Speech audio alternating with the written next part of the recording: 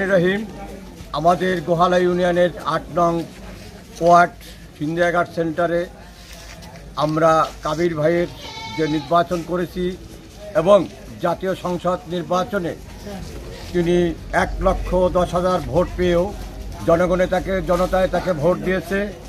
কিন্তু পরবর্তী ২ মাস পরে উপজেলা নির্বাচনের মাধ্যমে এই জনগণ তার দুঃখ সুখে সব কিছু সাথে নিয়ে যে ওয়াদা দায়বদ্ধ ছিল জনগণ, তা এই নির্বাচনে তার ওয়াদা বরখেলাপ করে নাই, তাকে ভালোবাসার মাধ্যমে তাকে ভোট দিয়েছে।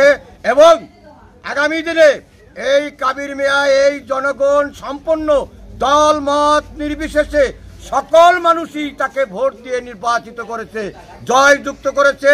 আমার সিন্ধিয়াঘাট সেন্টারে বিপুল ভোটে তাকে নির্বাচিত করে জয় লাভ করেছে।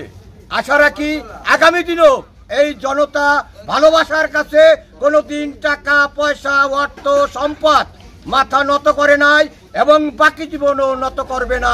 আগামী দিনও আমরা চাবো এবং একজন সততা ব্যক্তি, এর চেয়েও যদি কোনো ভালো ব্যক্তি জনতার মাধ্যমে প্রমাণ করে যে আমি একজন সৎ ব্যক্তি, সেই জনতাই তাকে বেছে নেবে, তাকেই আবার এই মকসুদপুরের মাটিতেই ভালোবাসা দিয়ে ভোট নেওয়ার জন্য সকল নেতৃবৃন্দ, মকসুদপুর থানার যারা নেতৃবৃন্দ আছে, আজকে তাদেরকে উদ্দেশ্যে আমি 2টি কথা বলতে চাই। মকসুদপুরে যে ধরনের আওয়ামী লীগের কমিটি হয়েছে, আজকে তার প্রমাণ দিয়েছে এই মকসুদপুরে জনতা আজকে প্রমাণ দিয়েছে গরিব দুঃখী মানুষের, এই গরিব দুঃখী মানুষের মূল্যায়ন করতে হবে। এই পুনরায় এই কমিটি বাদ দিয়ে নতুন করে আবার এই মকসুদপুরের মাটিতে কমিটি করা হবে।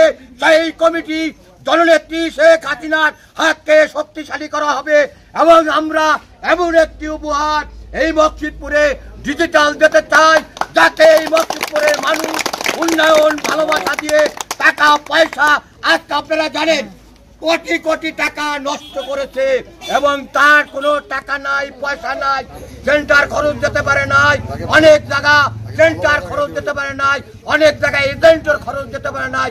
তারপরে তাকে ভালোবাসার মাধ্যমে একদম মকসুদপুরের মাটিতে সবাই প্রমাণ করে দিয়েছে, কাবির ভাইয়ে এগিয়ে চলো, আমরা আছি তোমার সাথে, কাবির ভাইয়ের ভয় নাই, আমরা আছি জয় বাংলা, জয় বঙ্গবন্ধু, দীর্ঘজীবী হোক এই মকসুদপুরবাসী।